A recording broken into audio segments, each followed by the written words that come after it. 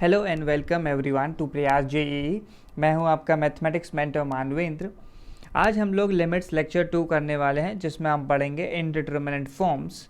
तो हमारे पास इसमें 7 इनडिटरमिनेट फॉर्म होती है जो यहाँ पे लिस्ट डाउन है। हम लोग एक एक करके इन्हें पढ़ेंगे। तो इनडिटरमिनेट फॉर्म्स वर्ड अपने आप में क्लियर है।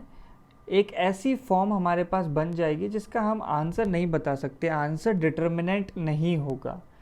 तो कई बार हमारे पास ऐसे क्वेश्चंस आएंगे लिमिट्स में जब हमें दो नंबरों का प्रोडक्ट मिलेगा। दो नंबरों का प्रोडक्ट दिया हुआ है, सपोज ऐसे a इंटू बी, और इसका आंसर सपोज कुछ c आएगा। अब क्वेश्चन सपोज आपको कुछ इस तरीके से मिल जाता है कि जो a की वैल्यू है वो 2 को अप्रोच कर रही है। तो 2 को अप्रोच या 2 को टेंड कर रही है, उसके लिए मैं ऐसे एरो लगा रहा हूँ। तो 2 और इस एरो का मतलब क्या हो गया कि a की वैल्यू जो है 2 को टेंड कर रही है या 2 को अप्रोच कर रही है। b की वैल्यू सपोज 3 को अप्रोच कर रही है, a 2 को b 3 को, तो हम लोग डेफिनेटली बोल सकते हैं कि c किसको अप्रोच कर रहा होगा, इन दोनों के प्रोडक्ट को, दैट इज 6 को।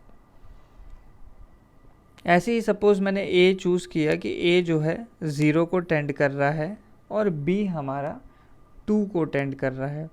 a 0 को टेंड करेगा, b 2 को टेंड करेगा, तो प्रोडक्ट किसको करेगा? तो आप लोग डेफिनेटली बता सकते हैं कि ये वैल्यू जो है 0 को टेंड करने वाली है। ऐसे ही a सपोज मैंने 2 को टेंड करवाया, a 2 को अप्रोच कर रहा है और b इन्फिनिटी की तरफ जा रहा है, b एक अनबाउंडेडली बढ़ते जा रहा है। तो c भी किसको टेंड करने लगेगा? इन्फिनिटी को टेंड करने लगेगा। तो अब तक जो भी वैल्यूज़ हमने लिखी बड़ा ही इजी था हमारे लिए बताना कि c किसको टेंड कर रहा है। अब सपोज़ मैंने लिखा कि a 0 को टेंड कर रहा है और b जो है हमारा इन्फिनिटी को टेंड कर रहा है, a 0 को और b इन्फिनिटी को। अब c किसको टेंड करेगा? तो ये तो आपके पास प्रॉब्लम क्रिएट हो गई। देखो जो सेकंड वाला था, जब a 0 को कर रहा है b 2 को, इसका क्या मतलब है कि ये नंबर जो है 0 टेंडिंग, a जो है c को किधर ले जाएगा? 0 के तरफ ले जाएगा। और थर्ड वाले से आप ऑब्जर्व कर सकते हैं, b अगर इन्फिनिटी को जा रहा है तो b क्या चाहेगा कि c भी किस तरफ जाए? इन्फिनिटी की तरफ जाए। तो यहाँ पे हमारे पास क्या प्रॉब्लम आ गई? ये वाला जो केस है, ऐसे केसेस को हम कहते हैं दिस केस इज़ इनडिटरमिनेट। हम लोग देख के नहीं बता पा रहे हैं कि c जो है किस डायरेक्शन को अप्रोच करने वाला है या किसको अप्रोच करने वाला है। तो ये जो है एक इनडिटरमिनेट फॉर्म है। ऐसा क्यों? क्योंकि जस्ट बाय ऑब्जर्वेशन, एक सिंपल ऑब्जर्वेशन से हम लोग नहीं बता पा रहे हैं कि किस डायरेक्शन को अप्रोच करेगा। तो just by observation no conclusion can be given. तो कोई भी कंक्लूजन जो है हम लोग नहीं दे पा रहे हैं सिंपल ऑब्जर्वेशन से। तो हम बोल सकते हैं कि ये 0 टेंडिंग इनटू इन्फिनिटी टेंडिंग। कहीं पे भी आपको ऐसा क्वेश्चन दिखे जिसमें दो नंबर्स का प्रोडक्ट गिवन है और एक नंबर 0 को टेंड कर रहा है और दूसरा नंबर इन्फिनिटी को, तो हम लोग डायरेक्टली कुछ नहीं बता सकते कि फाइनल रिजल्ट क्या आने वाला है, फाइनल लिमिट क्या आने वाली है। तो इसमें आप लोग ऑब्जर्व करेंगे, for this case, for this 3 case arises, 3 case हमारे पास आते हैं। एक एक करके हम डिस्कस करेंगे। 3 केसेस अराइज, तो 3 केस आते हैं, एक एक करके हम सारे केस डिस्कस करने वाले हैं। तो केस 1 मैंने लिया, हमारे पास है a इंटू बी जो है किसको टेंड कर रहा है? a इंटू बी का प्रोडक्ट जो है c के इक्वल है। सपोज मैंने a कुछ नंबर लिया, 10 स्क्वायर ले लिया रैंडमली, और a को मैं डिक्रीज़ करते जा रहा हूँ बाय ऑर्डर ऑफ 10। पहले वो 10 स्क्वायर था, फिर 10 की पावर 1 हो गया, फिर सपोज़ वो 1 हो जाता है, फिर वो 10 की पावर -1 और फिर वो हो जाता है 10 की पावर -2। तो ये मैंने a की वैल्यू सेलेक्ट करी। तो आप देख सकते हैं a की वैल्यू जो है कॉन्स्टेंटली क्या डिक्रीज़ करते जा रही हैं। a की वैल्यूज़ जो हैं डिक्रीज़ करते हुए जा रही हैं। तो डिक्रीज़ करते हुए जाएंगी तो वो फाइनली किसको टेंड कर रही हैं? 0 के डायरेक्शन में जा रही हैं वैल्यूज़। ज़ीरो को टेंड कर रही हैं, धीरे धीरे कम होती जा रही हैं वैल्यूज़, 10 के फैक्टर से कम हो रही हैं। आप देख सकते हैं वैल्यूज़ कभी नेगेटिव नहीं होंगी, ऐसे अगर कम होती रही तो ये ज़ीरो के तरफ जा रही हैं। ऐसे हम बी सेलेक्ट करते हैं। बी को सपोज़ मैंने 2 ले लिया, फिर अगले में 3 ले ली, फिर उसके बाद वैल्यू 4 ले ली, फिर 5, फिर 6, इस तरीके से मैंने बी की वैल्यू सेलेक्ट करी। तो डाउन जाने पे आप लोग देख सकते हैं बी की वैल्यूज़ क्या कर रही हैं, इंक्रीज़ कर रही हैं। अच्छा, इंक्रीज़ किस फैक्टर से कर रही हैं, एक एक करके बढ़ रही हैं, बस बहुत धीरे स्पीड से बढ़ रही हैं। बट अगर ये इस तरीके से बढ़ती रही तो ये किस डायरेक्शन में पहुंच रही है, किसकी ओर अप्रोच कर रही है, इन्फिनिटी की तरफ अप्रोच कर रही है।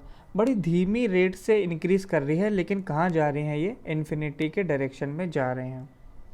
अच्छा, अब सी की वैल्यूज़ निकालते हैं। तो 10 स्क्वायर इंटू 2, सी की वैल्यू क्या आ जाएगी, पहले 200 आ गई, फिर अगले में 10 इंटू 3 तो वैल्यू जो है 30 आ जाएगी, फिर 1 इंटू 4 वैल्यू 4 आ गई, फिर 10 की पावर -1 इंटू 5 तो 0.5 हो गई वैल्यू, फिर 0.06।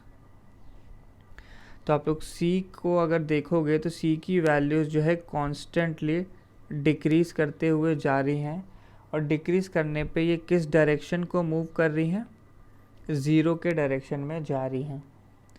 तो ए को देखो आप, ज़ीरो टेंडिंग था, बी इन्फिनिटी टेंडिंग था, तो सी किसको टेंड कर रहा है, ज़ीरो को टेंड कर रहा है।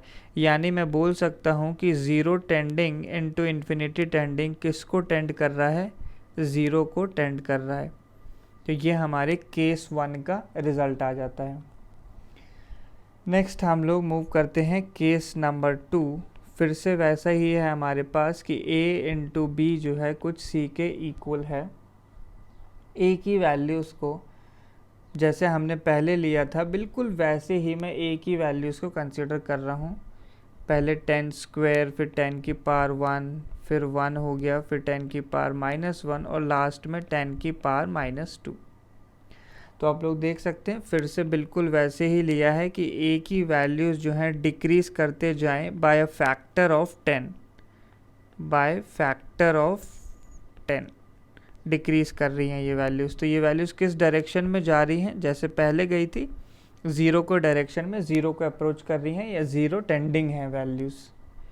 b की वैल्यूज़ देखो, फिर से मैं सेलेक्ट करता हूँ। b की वैल्यू मैंने पहले 4 ले ली, फिर उसके बाद b की वैल्यू मैंने ले ली 4 इंटू 10 स्क्वेयर, फिर तीसरे में मैंने सेलेक्ट करी b की वैल्यू 4 इंटू 10 की पावर 4, फिर 4 इंटू 10 की पावर 6 और लास्ट में मैंने b की वैल्यू ली 4 इंटू 10 की पावर 8। अच्छा, आप लोग देखो a जो है डिक्रीज़ कर रहा था बाय अ फैक्टर ऑफ 10, और b मैंने कैसा लिया, b मैंने ऐसा लिया कि वो इंक्रीज़ कर रहा है bye factor of 10 square. 10 square के फैक्टर से वो वैल्यूज़ इंक्रीज़ कर रही हैं। तो वैल्यूज़ बड़ी तेज़ बढ़ती जा रही हैं, और किसकी तरफ जा रही हैं, वैल्यूज़ जो है इन्फिनिटी के डायरेक्शन में जा रही हैं। अब हम लोग c की वैल्यूज़ देखते हैं। तो c जो है पहले केस में आया 4 इंटू 10 स्क्वेयर, दूसरे केस में 4 की वैल्यू, ये c की वैल्यू देखोगे तो आएगा 4 इंटू 10 क्यूब, फिर तीसरे में आता है 4 इंटू 10 की पावर 4, फिर 4 इंटू 10 की पावर 5 और लास्ट में 4 इंटू 10 की पावर 6। अच्छा, चाहे जो हो c की वैल्यूज़ जो हैं इस पर क्या कर रही हैं, इंक्रीज़ कर रही हैं।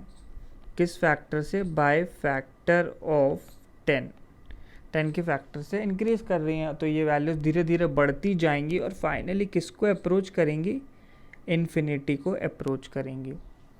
a जो है ज़ीरो को अप्रोच कर रहा है, ज़ीरो टेंडिंग है, फिर b हमारा इन्फिनिटी टेंडिंग है, और c किसको टेंड करने लगा, इन्फिनिटी को। यानी मैं बोल सकता हूँ कि zero tending into infinity tending किसको टेंड कर सकता है, इन्फिनिटी को टेंड कर सकता है। अब पिछले केस से कंपेयर करो। पिछले केस में हमारी रेट ऑफ डिक्रीज़ जो है a की वो काफ़ी तेज़ थी। a 10 के फैक्टर से डिक्रीज़ कर रहा था और b 1 के फैक्टर से इंक्रीज़ कर रहा था। तो फाइनली आंसर किसकी तरफ गया, जो डोमिनेंट था यहाँ पे a, तो आंसर गया 0 की तरफ। केस 2 में a 10 के फैक्टर से कम हो रहा है बट b 10 स्क्वायर के फैक्टर से बढ़ रहा था, तो b यहाँ पे डोमिनेंट था, तो आंसर देखो b के डायरेक्शन में जाने लगा, इन्फिनिटी की ओर जाने लगा। अब केस 3 देखते हैं हम लोग, केस नंबर 3। तो फिर से वही बिल्कुल a into b is equal to c लिखना है मुझे।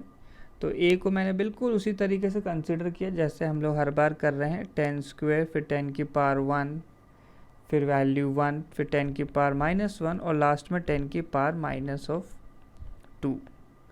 अब b को देखते हैं। b इनिशियली जो है मैंने 4 लिया, फिर 4 इंटू 10 ले लिया, फिर 4 इंटू 10 स्क्वायर, 4 इंटू 10 क्यूब और लास्ट में 4 इंटू 10 की पावर 4। अच्छा, a देखो फिर से डिक्रीज कर रहा है, 0 की डायरेक्शन में जा रहा है, 0 का अप्रोच कर रहा है। b भी जो है वैल्यू जो है b की कम होते जा रही है, सॉरी b की वैल्यू बढ़ते जा रही है, और किस डायरेक्शन में जा रहा है, ये इन्फिनिटी की ओर जा रहा है। यहाँ पे ऑब्जर्व करने वाली बात क्या है, a की रेट ऑफ डिक्रीज और b की रेट ऑफ इंक्रीज दोनों सेम है। a 10 के फैक्टर से कम हो रहा है और b 10 के फैक्टर से बढ़ रहा है। अब c की वैल्यूज हम देखते हैं। c की वैल्यू पहले में क्या आई, देखो 4 इंटू 10 स्क्वायर इज 400, दूसरे में भी 400, तीसरे में भी 4, चौथे में भी 400 और पाँचवें में भी 400। तो c की वैल्यू यहाँ पे हर जगह कितनी आ गई हमारे पास, 400 के इक्वल। यानी c तो किसको टेंड कर रहा है, 400 को टेंड कर रहा है। तो यहाँ से हम बोल सकते हैं कि zero tending into infinity tending किसको टेंड कर रहा है, कोई एक रैंडम नंबर को टेंड कर रहा है। वो रैंडम नंबर यहाँ पे कितना है, 400। इसीलिए हम इसे बोलते हैं एक इनडिटर्मिनेट फॉर्म, क्योंकि ये 0 को भी टेंड कर सकती है, इन्फिनिटी को भी टेंड कर सकती है, इनफैक्ट ये तो किसी रैंडम नंबर को भी टेंड कर सकती है।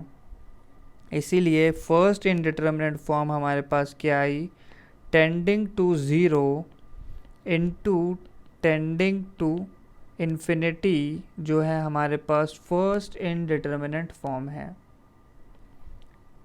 जस्ट बाय सिंपल ऑब्जर्वेशन हम इसका आंसर नहीं बता सकते।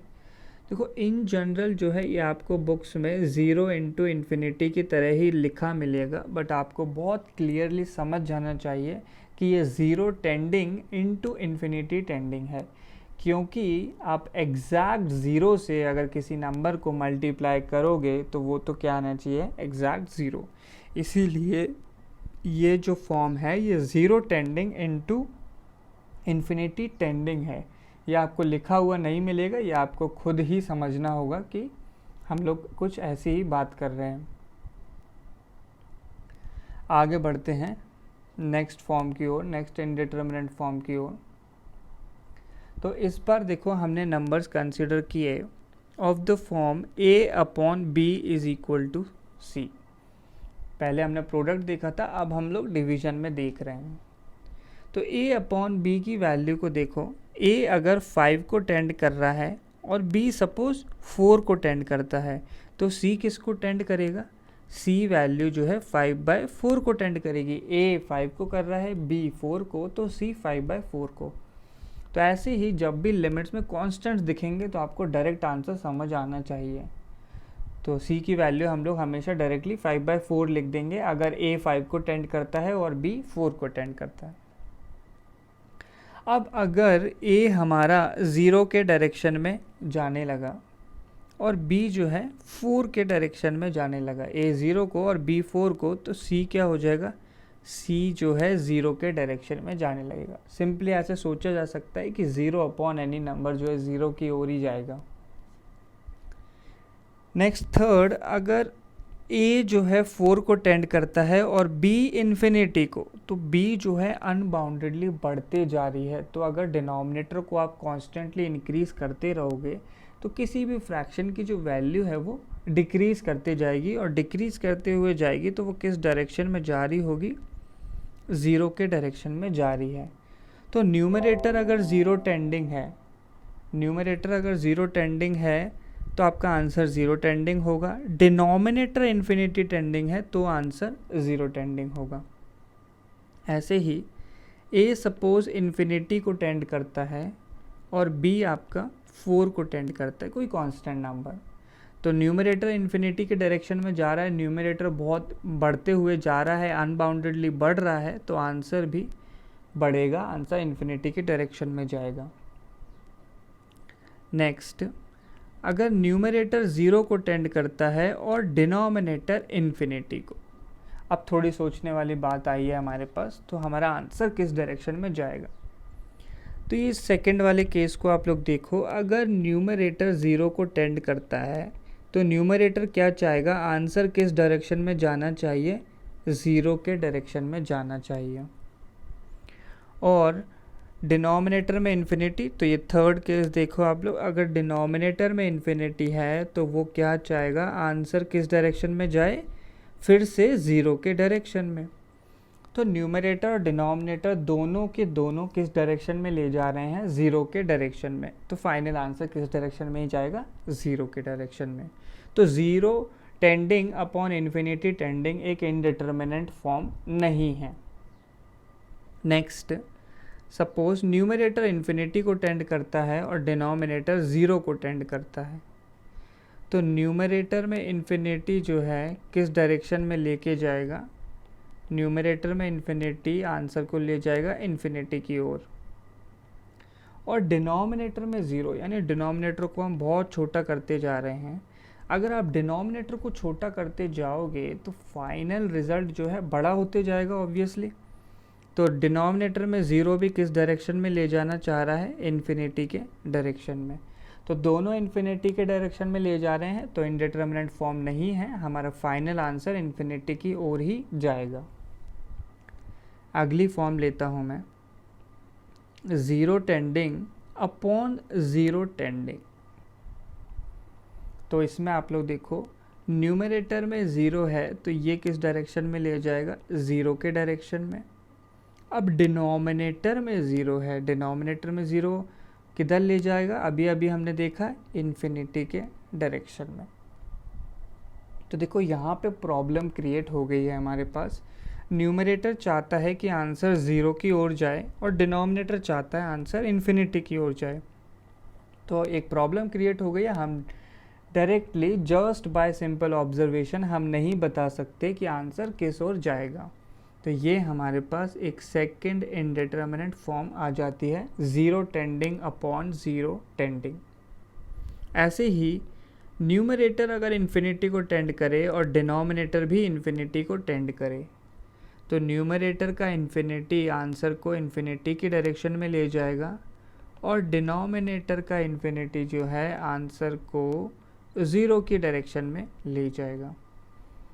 तो ये भी आप देख सकते हैं एक इनडिटर्मिनेट फॉर्म है। तो ये जो दोनों के दोनों 0 टेंडिंग अपॉन 0 टेंडिंग और infinity tending upon infinity tending हमारे पास इनडिटर्मिनेट फॉर्म्स होती हैं, क्योंकि हम लोग जस्ट बाय सिंपल ऑब्जर्वेशन नहीं बता पा रहे हैं कि रिज़ल्ट जो है किस डायरेक्शन में जाने वाला है। नेक्स्ट आगे बढ़ते हैं अब हम लोग। तो नेक्स्ट आप लोगों के पास अभी तक कितनी इनडिटर्मिनेट फॉर्म आ गई हैं, 3 इनडिटर्मिनेट फॉर्म्स आ चुकी हैं। अब हमारे पास रिमेनिंग अभी 4 इनडिटर्मिनेट फॉर्म्स और हैं। टोटल 7 इनडिटर्मिनेट फॉर्म्स होती हैं। तो जो भी हमने अभी तक देखा उसको मैं समराइज़ कर देता हूँ। पहली इनडिटर्मिनेट फॉर्म हमने क्या पढ़ी, 0 इंटू इन्फिनिटी। तो इसको ऐसे बोलना बिल्कुल गलत है, ऐसे लिखना। अगर एक्यूरेटली लिखना है तो मुझे क्या लिखना चाहिए, tending to 0 into tending to infinity. ये एक इनडिटर्मिनेट फॉर्म है, इनडिटर्मिनेट फॉर्म। नेक्स्ट, सपोज आपको क्वेश्चन कुछ ऐसा मिल जाए कि एग्जैक्ट 0, अब ये वैल्यू एग्जैक्ट 0 है, टेंडिंग 0 नहीं है, exact 0 into tending to infinity. तो एग्जैक्ट 0 से किसी को भी मल्टीप्लाई कर दो, आपका आंसर जो है एग्जैक्टली 0 ही आएगा, कि 0 इंटू एनी नंबर इज़ 0। ऐसे ही फिर हमने सेकंड इंडिटरमिनेंट फॉर्म क्या पढ़ी, 0/0, या फिर एक्यूरेटली लिखना है तो क्या लिखना चाहिए मुझे, 0 टेंडिंग अपॉन 0 टेंडिंग। इसके कुछ केस डिस्कस कर लेते हैं। तो एग्जैक्ट 0 अपॉन आपको अगर केस मिल जाए टेंडिंग टू 0, तो देखो टेंडिंग टू 0 जो है एक फाइनाइट क्वांटिटी है, वो 0 नहीं है, वो 0 के डायरेक्शन में जा रही है, और न्यूमरेटर एग्जैक्ट 0 है, तो 0 अपॉन एनी फाइनाइट क्वांटिटी क्या हो जाएगा हमारे पास, एग्जैक्ट 0।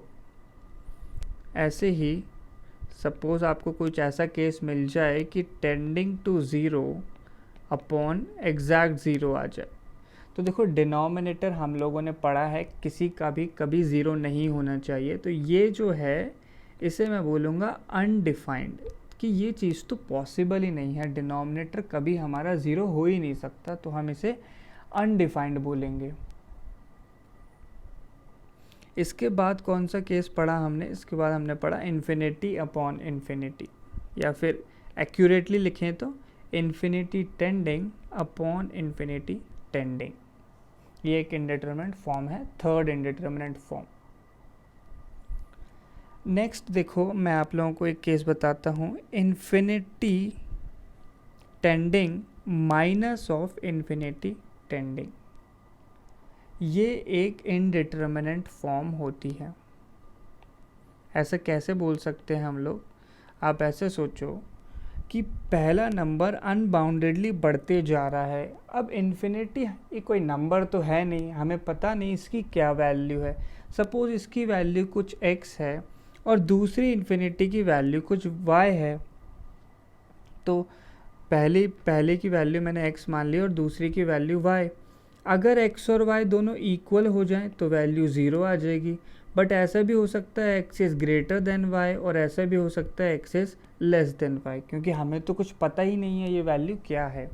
इसीलिए कभी भी आपको ऐसा केस मिला कि tending to infinity minus tending to infinity बन जाए, तो हम लोग जस्ट बाय सिंपल ऑब्जर्वेशन नहीं बता सकते कि क्या आंसर आएगा, क्योंकि ये एक इनडिटरमिनेट फॉर्म होती है।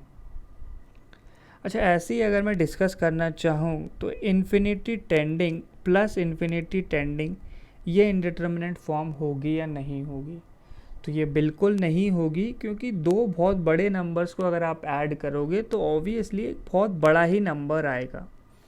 तो infinity tending plus infinity tending को हम इन्फिनिटी टेंडिंग ही पढ़ेंगे।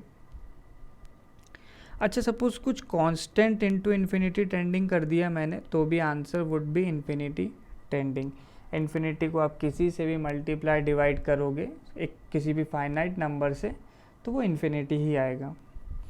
ऐसे ही इन्फिनिटी इनटू इन्फिनिटी अगर कर दिया जाए तो भी आंसर किसके डायरेक्शन में जाएगा, इन्फिनिटी में। तो ये तीनों की तीनों इनडिटरमिनेंट नहीं हैं, हम लोग इनकी वैल्यू डायरेक्टली देख के ही बता सकते हैं, तो ये इनडिटरमिनेंट फॉर्म नहीं है। अभी तक 4 इनडिटरमिनेंट फॉर्म हमने पढ़ ली है, 0 into infinity, 0 upon 0, infinity upon infinity और इन्फिनिटी माइनस इन्फिनिटी। नेक्स्ट आगे मूव करते हैं। तो देखो आप लोग, हाफ की पावर इन्फिनिटी की अगर मैं बात करूं, हाफ क्या है, एक फ्रैक्शनल नंबर है। एक फ्रैक्शनल नंबर की अगर बहुत बड़ी पावर लगाओगे तो वो किसके डायरेक्शन में जाता है, 0 के डायरेक्शन में जाता है। ऐसा आप ग्राफ से भी बोल सकते हैं।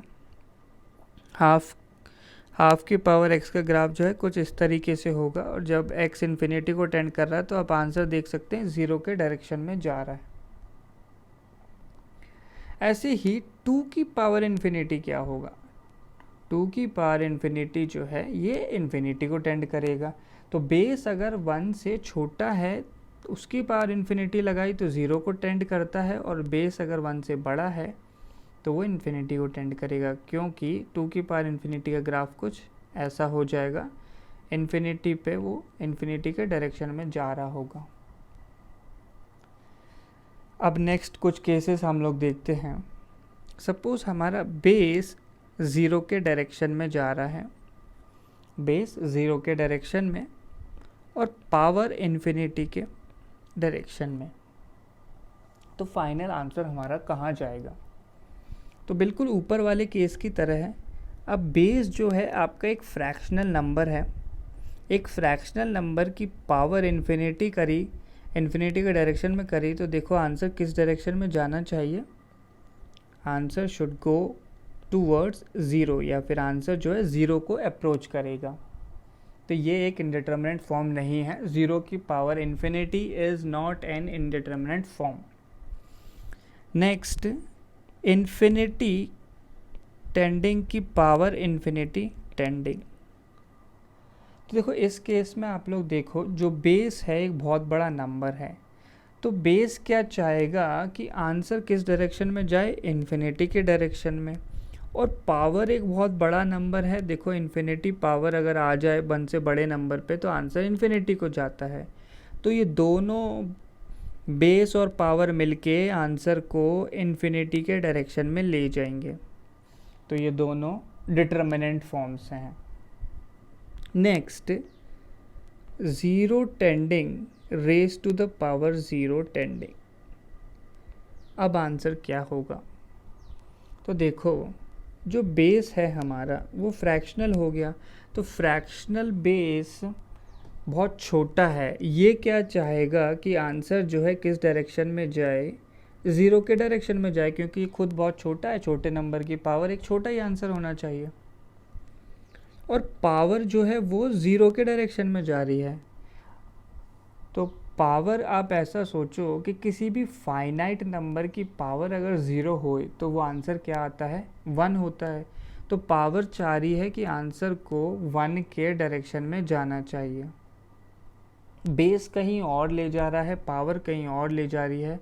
तो ये जो है zero raise to the power zero या zero tending to the power zero tending एक इंडिटरमिनेट फॉर्म होती है। ऐसे ही अगर बेस इन्फिनिटी को टेंड करे और पावर जो है ज़ीरो को टेंड करे, तो बेस बहुत बड़ा है, वो चाहेगा आंसर बहुत बड़ा आए, इन्फिनिटी के डायरेक्शन में ले जाएगा। और पावर अगर ज़ीरो को टेंड कर रही है तो वो तो चाहेगी कि आंसर 1 की तरफ जाए। तो दोनों अलग अलग डायरेक्शन में ले जाना चाह रहे हैं, तो ये दोनों के दोनों जो हैं इनडिटरमिनेंट फॉर्म्स होते हैं। तो हम लोगों ने 2 और इनडिटरमिनेंट फॉर्म्स ढूंढ लिए हैं। अब इनके कुछ केस हैं, कुछ केसेस जो हैं मैं डिस्कस करना चाहता हूँ।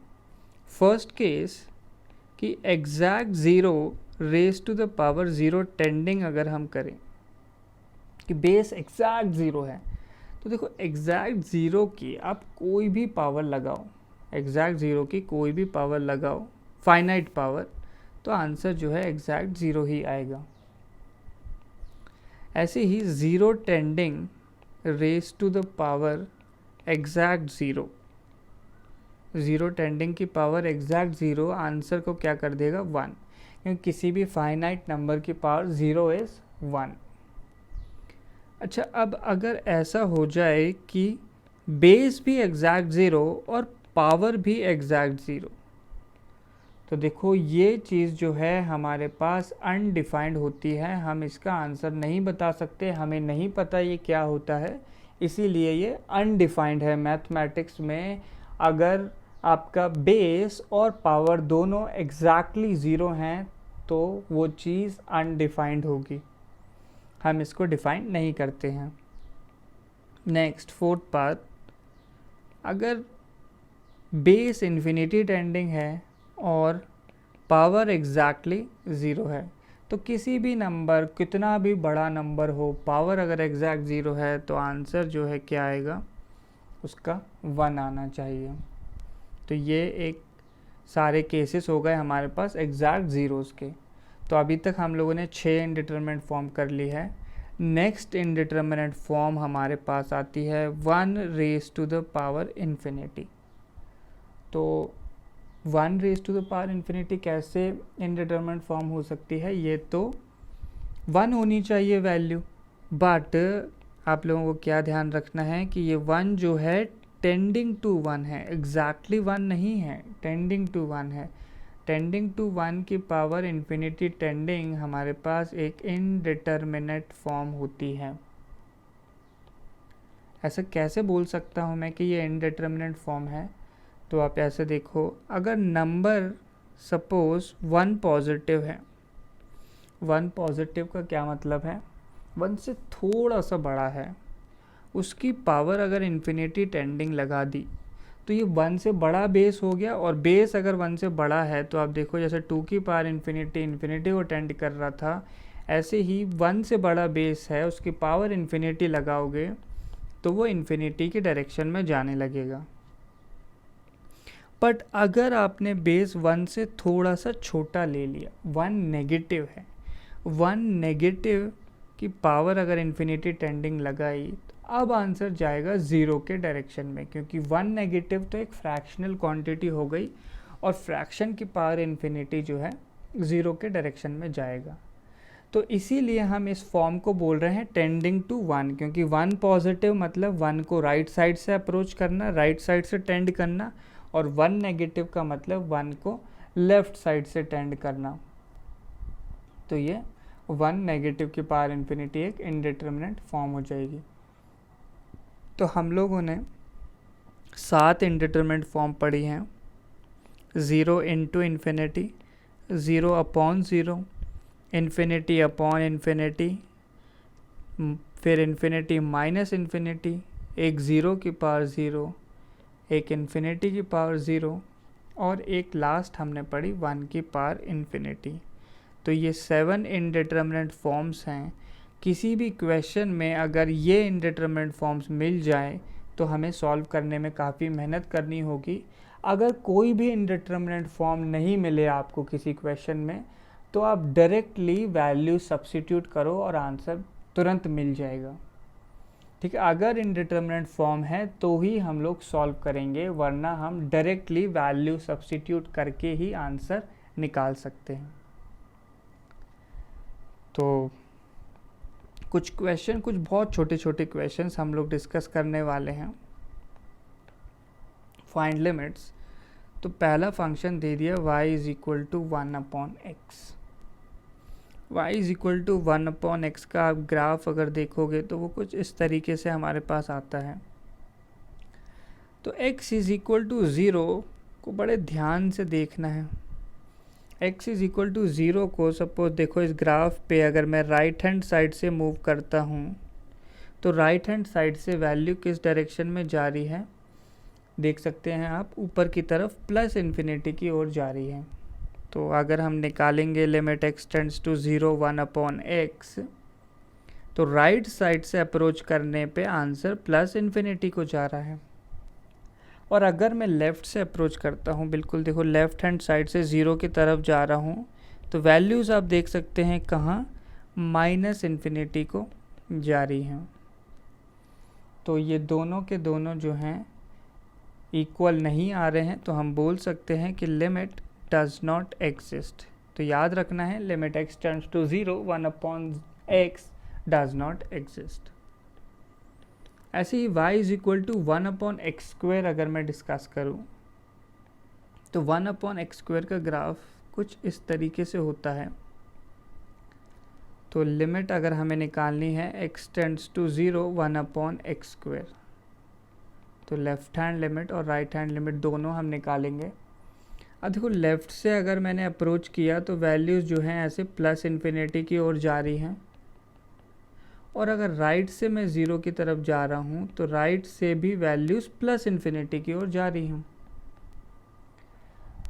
तो क्या ये लिमिट एग्जिस्ट करेगी? नहीं, बिल्कुल नहीं। LHL और RHL चाहे दोनों प्लस इन्फिनिटी को जा रहे हैं, बट हमने क्या पढ़ा है कि infinity is not a number, यानी ये दोनों इन्फिनिटीज़ इक्वल नहीं हैं। मुझे नहीं पता आंसर क्या है। Limit is non existent, limit does not exist. एक भी लिमिट अगर आपकी लेफ़्ट हैंड लिमिट या राइट हैंड लिमिट इन्फिनिटी या माइनस इन्फिनिटी आ जाती है तो हम लोग डायरेक्टली बोल सकते हैं कि limit of the function will not exist. हमें दोनों निकालने की ज़रूरत बिल्कुल नहीं है। नेक्स्ट कुछ और छोटे छोटे एग्जाम्पल्स हैं जो मैं डिस्कस करने वाला हूँ। सपोज हमने क्वेश्चन लिया limit x tends to 0 e raised to the power 1/x, ये हमारा क्वेश्चन है। तो लेफ्ट हैंड लिमिट निकालेंगे। लेफ्ट हैंड लिमिट देखो क्या बन जाएगा, ऐसे e raise to the power 1/0 negative, और 1/0 नेगेटिव क्या हो जाएगा, देखो 0 नेगेटिव एक हल्की सी नेगेटिव क्वांटिटी है, और 1 एक नेगेटिव क्वांटिटी अगर आप लोगे, 1 नेगेटिव क्वांटिटी लोगे तो आप ऑब्जर्व करो इसकी लेफ्ट हैंड लिमिट क्या आई थी हमारे पास, -इन्फिनिटी। तो क्या आ जाएगा ये, e की पावर -इन्फिनिटी। तो इसको आप ऐसे देख सकते हैं, अगर मैं ग्राफ ड्रॉ करूं e की पावर -x का, तो ग्राफ कुछ इस तरीके से है, और x अगर इन्फिनिटी को टेंड कर रहा है तो वैल्यू किसको टेंड कर रही है, 0 को टेंड करेगी। तो लेफ्ट हैंड लिमिट इज 0। इसकी राइट हैंड लिमिट देखते हैं हम लोग, तो e raise to the power 1/0 positive, और पॉजिटिव डायरेक्शन से क्या आया था, +इन्फिनिटी। तो e की पावर +इन्फिनिटी क्या हो जाएगा, सिंपली इन्फिनिटी। तो लेफ्ट हैंड लिमिट जो है 0 को टेंड कर रही है, और राइट हैंड लिमिट इन्फिनिटी को, दोनों इक्वल नहीं हैं, तो हम क्या बोल सकते हैं, limit does not exist. Limit की वैल्यू जो है एग्जिस्ट नहीं करेगी। ये चीज़ हमें ध्यान रखनी है। नेक्स्ट, सपोज एक क्वेश्चन मैंने कंसीडर किया, limit x tends to 0 sine of 1/x। तो 1/x हमने अच्छे से पढ़ लिया, 1/x रिलेटेड फंक्शंस ही हम कर रहे हैं। साइन 1/x क्या होगा, तो लेफ्ट हैंड लिमिट देखें इसकी, लेफ्ट हैंड लिमिट क्या आ जाएगी मेरे पास, ऐसे साइन ऑफ 1/0 नेगेटिव आ जाएगा, और 0 नेगेटिव हमने अभी अभी देख लिया वो क्या, साइन ऑफ -इन्फिनिटी बनता है। अच्छा, तो यहीं छोड़ देते हैं, राइट हैंड लिमिट निकाल लेते हैं। राइट हैंड लिमिट क्या आ जाएगी, साइन ऑफ 1/0 पॉजिटिव, ये वैल्यू सिंपली क्या हो जाएगी, साइन ऑफ +इन्फिनिटी। तो अब sine of -infinity, sine of +infinity, तो ये देखो साइन के अंदर कोई भी नंबर हो उसका आंसर क्या होगा, answer would be any number between -1 and 1। जो भी है आंसर -1 और 1 के बीच में ही आएगा। ऐसे ही साइन इन्फिनिटी का आंसर भी एनी नंबर बिटवीन -1 एंड 1, और ये दोनों नंबर ज़रूरी नहीं इक्वल हैं, तो हम लोग सिंपली बोल सकते हैं लिमिट डज नॉट एग्जिस्ट। ये एक ऑसिलेटरी फंक्शन होता है, ठीक है, सिर्फ बस आपको पता होना चाहिए एक ऑसिलेटरी फंक्शन होता है, क्योंकि इनकी वैल्यूज़ जो है -1 और 1 के बीच में ऑसिलेट कर रही हैं, क्योंकि हमें इन्फिनिटी का मतलब पता ही नहीं है, और साइन का आंसर तो -1 से 1 में ही आएगा। तो -1 से 1 में वैल्यूज़ ऑसिलेटिंग हैं, इसलिए ये एक ऑसिलेटरी फंक्शन है, and limit does not exist. देखो अब नेक्स्ट क्वेश्चन, ये काफ़ी अच्छा क्वेश्चन बन जाता है, वेरी इंपॉर्टेंट क्वेश्चन। इस तरीके से है, limit x tends to 0, now x into sine 1/x, ऐसे लिख दिया क्वेश्चन को। तो अब आप देखो लेफ्ट हैंड लिमिट क्या बनेगी, left hand limit would be some 0 into, तो हमने देख लिया था साइन 1/x का आंसर क्या आता है, साइन ऑफ -इन्फिनिटी। तो देखो ये वैल्यू कितनी आ जाएगी मेरे पास, अब 0 इंटू साइन -इन्फिनिटी क्या था, एनी नंबर बिटवीन -1 एंड 1, और अगर आपने कोई -1 और 1 से बीच की क्वांटिटी को 0 से मल्टीप्लाई कर दिया तो आंसर क्या आएगा, 0 आएगा। ऐसे ही राइट हैंड लिमिट भी सिंपली क्या आ जाएगी, वो बनेगी 0 इंटू साइन इन्फिनिटी, ये वैल्यू भी कितनी, 0। यहाँ पे अब वो जो ऑसिलेटरी लिमिट थी आपकी, ऑसिलेटिंग फंक्शन था, वो वैल्यूज़ -1 और 1 में थी, एक finite quantity, finite quantity into 0 will give you 0। तो LHL और RHL दोनों 0 टेंडिंग है, दोनों सेम डायरेक्शन में ले जा रहे हैं, तो हमारी लिमिट की वैल्यू किसके इक्वल आ जाएगी, 0 के इक्वल आ जाएगी। नेक्स्ट क्वेश्चन, सपोज ऐसा कुछ क्वेश्चन दिया है, x tends to 0 sine x upon x, sorry x tends to zero नहीं, एक्स टेंड्स टू इन्फिनिटी ले लेते हैं। तो अब देखो, अब न्यूमरेटर क्या हो गया, न्यूमरेटर बन गया साइन इन्फिनिटी, डिनोमिनेटर बन गया इन्फिनिटी, या इन्फिनिटी टेंडिंग लिखना चाहिए करेक्टली अगर लिखना है तो ऊपर तो है एक फाइनाइट नंबर, एक ऐसा फाइनाइट नंबर जो कि ऑसिलेटिंग है बिटवीन -1 एंड 1, एक फाइनाइट नंबर, और डिनोमिनेटर इन्फिनिटी टेंडिंग है, तो आंसर कहाँ जाएगा, 0 टेंडिंग बन जाएगा, तो आर लिमिट वुड बी 0। तो ये कुछ छोटे छोटे क्वेश्चन थे, बट इन डेप्थ अंडरस्टैंडिंग के लिए बहुत ज़्यादा ज़रूरी थे, तो ये आप लोगों को ज़रूर क्लियर रहने चाहिए।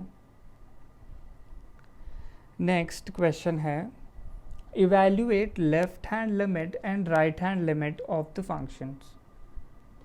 फंक्शन ऐसे दिया है, f of x is equal to, function की वैल्यू है if x is not equal to 4, यानी एक्स अगर 4 नहीं है तो फंक्शन ऐसा है, और x अगर 4 है तो फंक्शन की वैल्यू 0 है। तो हमें left hand right hand limit निकालनी है। अब क्वेश्चन में मेंशन तो किया ही नहीं है लिमिट कहाँ निकालना है, तो definitely at x is equal to 4 ही निकालना है। वैसे तो लिखा होगा क्वेश्चन में, बट नहीं भी लिखा है तो हमें क्लियर रहना चाहिए कि x इज़ इक्वल टू 4 पे ही लिमिट पूछी हुई होगी। ऐसा क्यों? क्योंकि x इज़ इक्वल टू 4 पे ही फंक्शन की डेफिनेशन चेंज हो रही है। x इक्वल टू 4 पे वैल्यू 0 है, और 4 के लेफ्ट और राइट में वैल्यू कुछ ऐसे दी है। तो सबसे पहले मैं निकालता हूँ लेफ्ट हैंड लिमिट। तो limit x tends to 4 negative, और 4 नेगेटिव पे फंक्शन क्या होगा, mod of x minus 4 upon x minus 4, क्योंकि x इक्वल टू 4 पे 0 है और नॉन 4 पे फंक्शन मॉड के टर्म्स में दिया है, और 4 नेगेटिव 4 के इक्वल नहीं होता, ये बात आपको समझ लेनी है। 4 नेगेटिव मतलब 4 को हम लेफ्ट साइड से या नेगेटिव साइड से अप्रोच कर रहे हैं। अच्छा, इसको किस तरीके से सॉल्व किया जाएगा, अब आप ऐसा सोचो, x की वैल्यू 4 से थोड़ी सी कम है, 4 से थोड़ी सी कम है, तो जो मॉड है ऊपर का वो नेगेटिव ओपन होगा, और नेगेटिव ओपन होके क्या, माइनस एक्स माइनस 4 बन जाएगा, और डिनोमिनेटर पहले से क्या दिया हुआ है, x माइनस 4। तो ऐसे x माइनस 4 को हम कैंसिल आउट कर सकते हैं, और आंसर क्या आ जाएगा, सिंपली -1। ऐसे ही राइट हैंड लिमिट निकालते हैं। तो limit x tends to 4 positive, 4 positive या 4 नेगेटिव दोनों पे फंक्शन तो यही बनेगा, mod x minus 4 upon x minus 4। इस केस में हमारा x 4 से थोड़ा सा बड़ा है, 4 से थोड़ा बड़ा है, तो मॉड कैसा ओपन होने वाला है, मॉड पॉजिटिव ओपन होगा, दैट इज़ x माइनस 4, और डिनोमिनेटर में भी x माइनस 4 कैंसिल आउट हुए, तो आंसर क्या, 1। Left hand limit -1, right hand limit 1, तो हम क्या बोल सकते हैं, limit does not exist at x is equal to 4, limit exist नहीं कर रही है। अच्छा, इसी क्वेश्चन को करने का मैं आपको एक और मेथड बता रहा हूँ, बाय h रूल। ये कोई रूल वूल नहीं है, h क्या था, हमने अज्यूम किया था h is a very small positive quantity, एक बहुत छोटी पॉजिटिव क्वांटिटी है। तो देखो, अब इसका यूज़ हम लोग लेंगे, जैसे हमने LHL और RHL पढ़ा था h के टर्म्स में, वो हम लोग यूज़ करने वाले हैं। तो फर्स्ट स्टेप तो वैसे ही लिखा, x टेंड्स टू 4 नेगेटिव में फंक्शन कौन सा यूज़ होने वाला है हमारे पास, mod of x minus 4 upon x minus 4। अब 4 नेगेटिव है तो x को रखा हमने 4 माइनस h। अब आप देखो, x 4 को टेंड कर रहा है, लेफ्ट हैंड साइड 4 को टेंड कर रही है, ऐसा तभी पॉसिबल है जब h किसको टेंड करे, 0 को, तो h टेंड्स टू क्या आ जाएगा, 0, और x की जगह हम रिप्लेसमेंट कर देंगे 4 माइनस h, तो 4 माइनस h माइनस 4 अपॉन नीचे भी क्या आ जाएगा, 4 माइनस h माइनस 4। सारी वैल्यूज़ कैंसिल आउट करी तो ऊपर रह गया मॉड ऑफ माइनस h और नीचे माइनस ऑफ h। अब आपको पता है h एक बहुत स्मॉल पॉजिटिव क्वांटिटी है, माइनस एच का मॉड क्या होगा, देखो वो तो सिंपली एच आ जाएगा हमारे पास और नीचे माइनस एच, ऐसे एच और एच कैंसिल आउट होके आंसर इज -1। तो लेफ्ट हैंड लिमिट आ जाती है -1। राइट हैंड लिमिट निकालते हैं तो limit x tends to 4 positive, function तो वही है mod of x minus 4 upon x minus 4। अब मैं x को क्या कंसिडर करूँगा, 4 प्लस एच हो जाएगा, क्योंकि 4 को पॉजिटिव से अप्रोच करना है तो 4 प्लस एच। अच्छा, x 4 को टेंड कर रहा है, ऐसा तभी पॉसिबल होगा अगर h 0 को टेंड करेगा, और x की जगह हम क्या रिप्लेसमेंट लेंगे, 4 प्लस एच। तो 4 plus H minus 4 upon 4 plus H minus of 4। तो ऊपर बन गया मॉड एच और नीचे बन गया एच। तो एच तो आप लोग देखो एक पॉजिटिव क्वांटिटी, उस पर मॉड लगे होने का कोई मतलब नहीं है, तो एच अपॉन एच और ये वैल्यू आ गई 1। यहाँ से भी हम बोल सकते हैं कि limit does not exist at x is equal to 4, क्योंकि लेफ्ट हैंड लिमिट और राइट हैंड लिमिट दोनों अनइक्वल आ गए हैं। तो ये एच रूल है, बहुत जगह इंपॉर्टेंट होता है, हमें आना ज़रूर चाहिए ये। एक क्वेश्चन और करेंगे हम लोग, इसे एच रूल से ही सॉल्व करेंगे। वैसे क्वेश्चन बहुत इजी है सॉल्व करना, बट हम लोग एच रूल ही यूज़ करने वाले हैं। जब भी आपको सब्जेक्टिव क्वेश्चन करना हो, बोर्ड्स में क्वेश्चन करना हो, तब कोशिश करो कि आप एच रूल ही यूज़ करो। लेफ्ट हैंड लिमिट देखते हैं। तो लिमिट देखो क्वेश्चन में गिवन नहीं है लिमिट कहाँ निकालनी है, बट आप लोग क्या बता सकते हैं, लिमिट हमें निकालनी होगी at x is equal to 1। ऐसा क्यों, क्योंकि 1 पे आप देखो फंक्शन हमारा ब्रेक कर रहा है, 1 के लेफ्ट में अलग वैल्यू है और 1 के राइट में अलग वैल्यू है। तो limit x tends to 1 negative, 1 को नेगेटिव से अप्रोच किया, तो 1 से छोटी वैल्यू है, 1 से छोटे पे आप देखो फंक्शन की डेफिनेशन दी है 1 प्लस एक्स स्क्वेयर। अच्छा, इसमें मैं क्या सब्स्टिट्यूशन लूँगा, x को 1 माइनस एच रखा जाएगा क्योंकि 1 नेगेटिव है। लिमिट किस में चेंज हो जाएगी, h टेंड्स टू 0 में, और हम लोग x की जगह रख देंगे 1 माइनस एच स्क्वेयर। इस वैल्यू को थोड़ा सा सिंप्लीफाई किया तो लिमिट h टेंड्स टू 0, ये बन जाएगा H square minus 2h plus 2 आ जाएगी वैल्यू। अब देखो h, अब हम लोग देखें यहाँ पे h टेंड्स टू 0 है, तो मैंने h की वैल्यू 0 रखी, तो 0 माइनस 0 प्लस 2 आ जाता है, तो our value is 2। Left hand limit कितनी आ गई, 2 आ गई। राइट हैंड लिमिट निकालते हैं, तो लिमिट, अब मैं डायरेक्ट h टेंड्स टू 0 लिख रहा हूँ, तो मैंने क्या अज्यूम किया होगा, फंक्शन को 1 x की वैल्यू ली होगी, 1 प्लस h ली होगी, तो क्या बन जाएगा, क्या बनेगी वैल्यू, राइट हैंड लिमिट आप देखो 1 से बड़े पे फंक्शन है 2 माइनस एक्स, तो 2 माइनस और x को हम क्या लिख लेंगे, 1 प्लस h, तो ये वैल्यू आ जाएगी 1 माइनस h और h टेंड्स टू 0 है, तो answer would be 1। Right hand limit 1, left hand limit 2, दोनों इक्वल नहीं है, तो limit does not exist, limit की वैल्यू जो है एग्जिस्ट नहीं करेगी। तो इस लेक्चर के लिए सिर्फ इतना ही, आप लोगों को सारी इनडिटरमिनेट फॉर्म्स और ये